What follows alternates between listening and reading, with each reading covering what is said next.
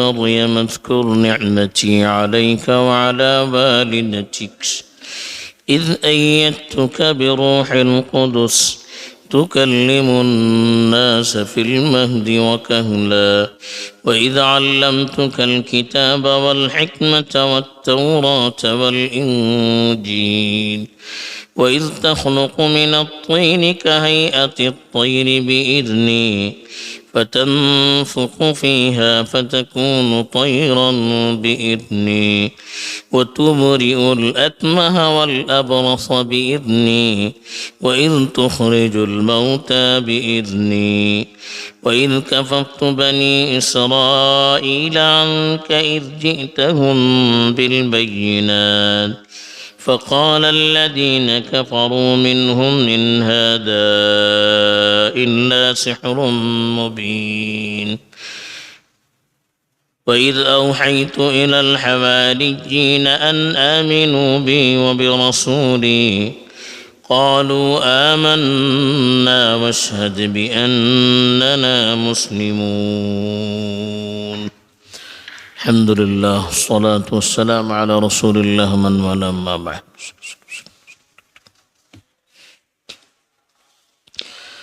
کل جو آیت تلاوت کی گئی تھی وہ آیت گویا کہ اب جو آیات تلاوت کی گئی ہیں یہ اور بعد والی آیتوں کے لیے ایک مقدمے کے طور پر تھی، جس میں اللہ تعالیٰ نے بتایا تھا کہ کل قیامت کے دن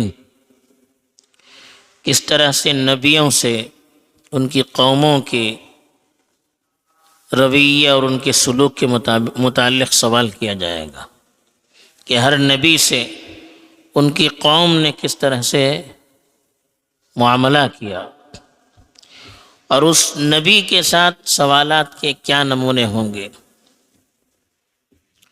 اس کی ایک تفصیل حضرت عیسیٰ کی مثال سے اب جو آیات تلاوت کی گئی ہیں اس میں بیان کی گئی ہے۔ چنانچہ حضرت عیسیٰ کی مثال دینے کی حکمت علماء نے یہ بیان کی ہے کہ حضرت عیسیٰ علیہ السلام کے ساتھ دو طرح کے معاملے ہوئے۔ کچھ لوگوں نے تو ان کو غلو کر کے اللہ کے درجے میں پہنچا دیا، بلکہ اللہ کا شریک، اللہ کا بیٹا، بلکہ خود اللہ کی ذات ان کو قرار دیا۔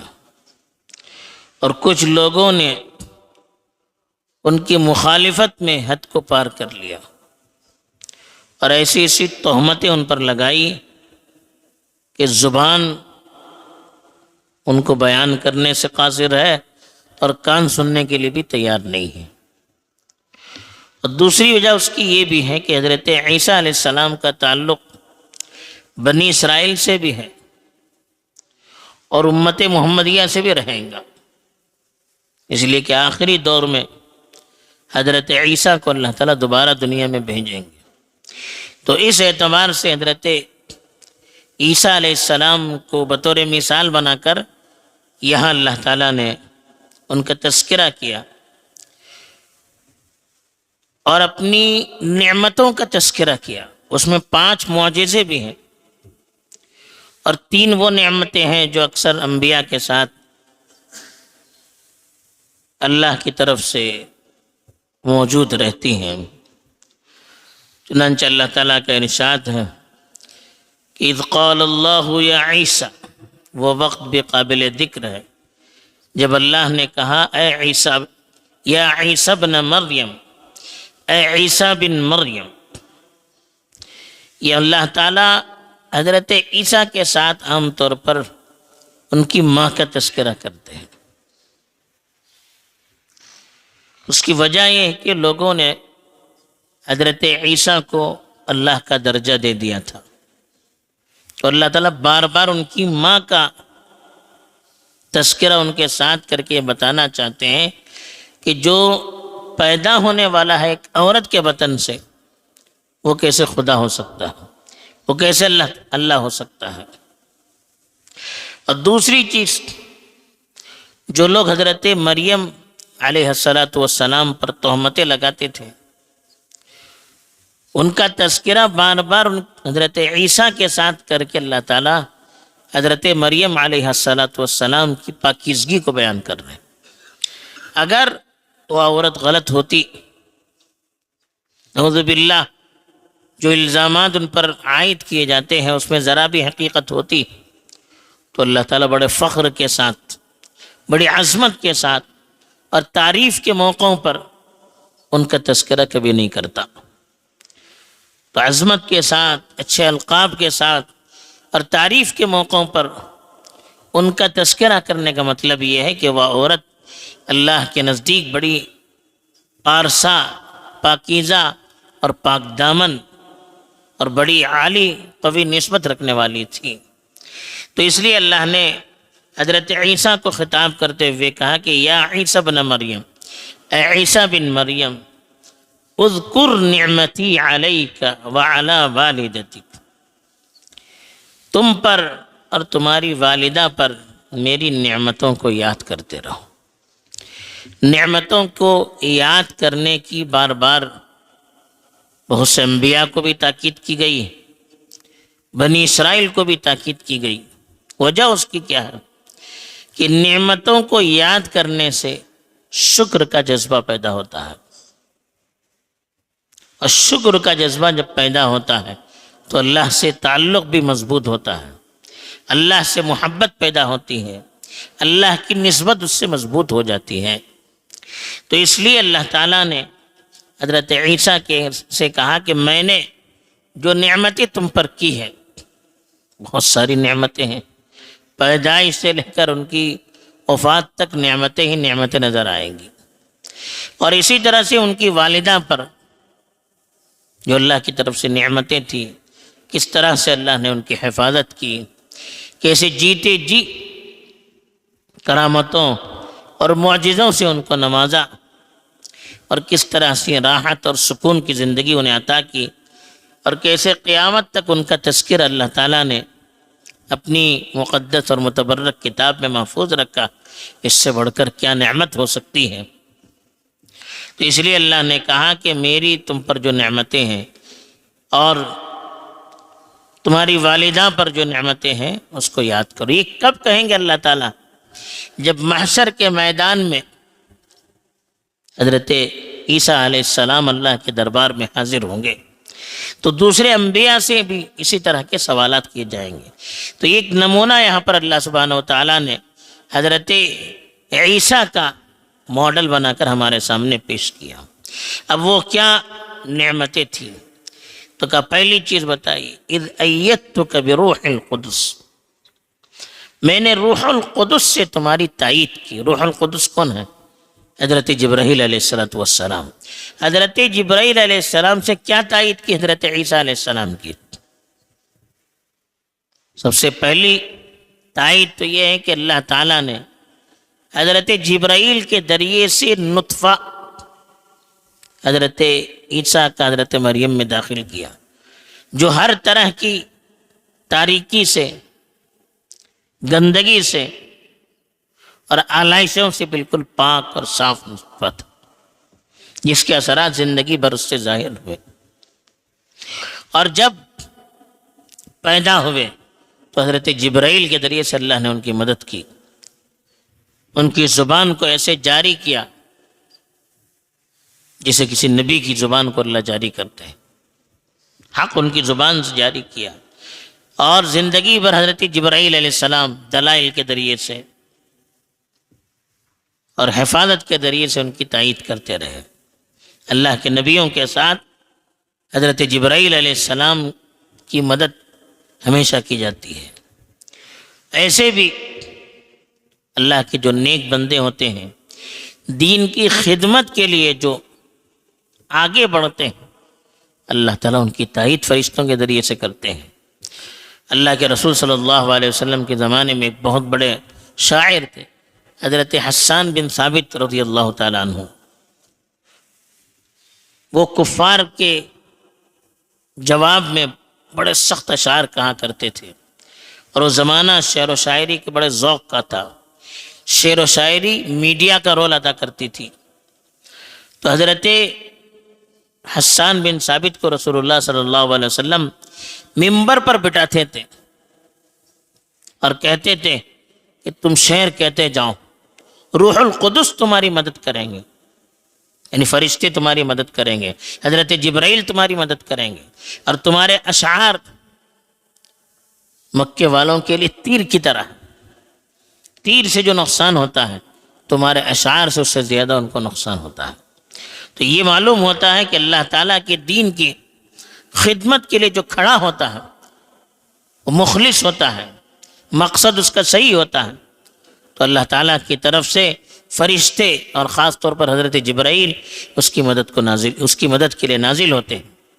اس کی زبان سے ایسے ایسے کلمات نکلتے ہیں، ایسے الفاظ نکلتے ہیں، ایسے جملے نکلتے ہیں، ایسے پیغامات نکلتے ہیں، کہنے والا خود حیرت میں پڑ جاتا ہے کہ کیا ہو رہا ہے. یہ فرشتوں کی طرف سے مدد کے نتائج ہوتے ہیں. تو اللہ تعالیٰ نے حضرت عیسیٰ علیہ السلام سے بھی کہا کہ روح القدس سے میں نے تمہاری مدد کی.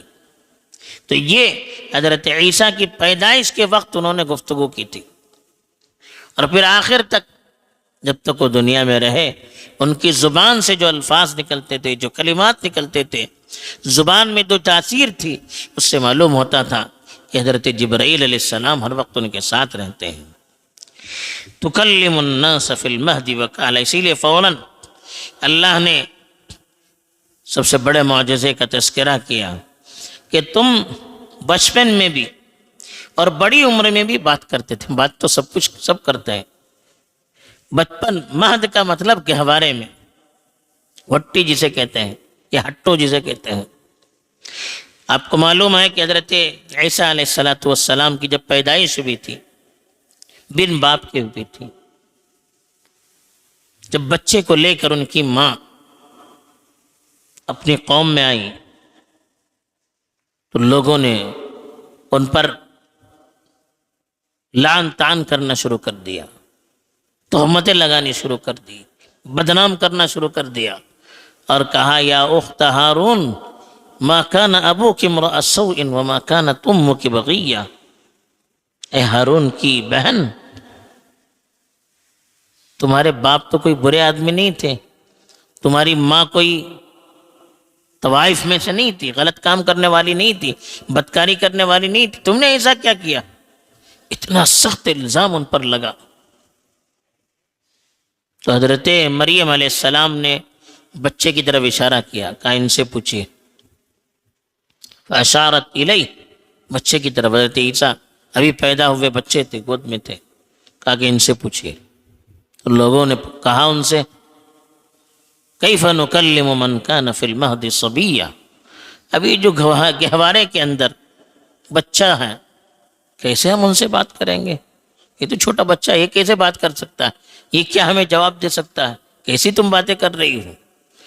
تو جب انہوں نے جواب دیا تو حضرت عیسیٰ علیہ السلام نے بولنا شروع کر دیا، انی عبد اللہ، میں اللہ کا بندہ ہوں، آتانی الکتاب، مجھے اس نے کتاب دیا، وجعلنی نبیّ، مجھے نبی بنایا، وجعلنی مبارکا اینما کنت، میں جہاں بھی رہوں اللہ نے مجھے مبارک بنایا، واوصانی بالصلاۃ والزکاۃ ما دمت حیا، جب تک میں زندہ رہوں مجھے نماز اور زکوٰۃ کی وصیت کی ہے، وبرم بوالدتی، اور میری والدہ کے ساتھ حسن سلوک کا مجھے حکم دیا.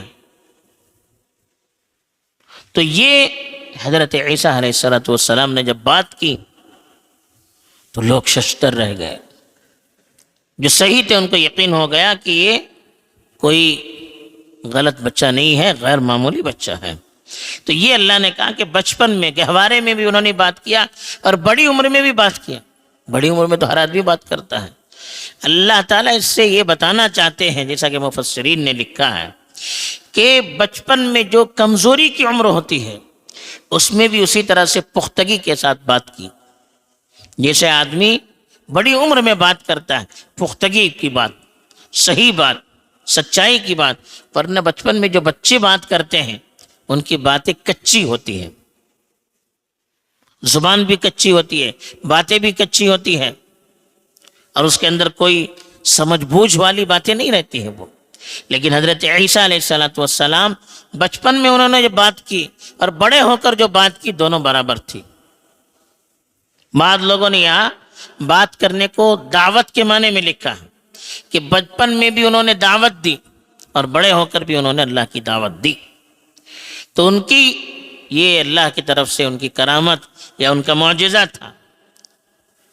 تو یہ پہلا جو بڑا معجزہ تھا.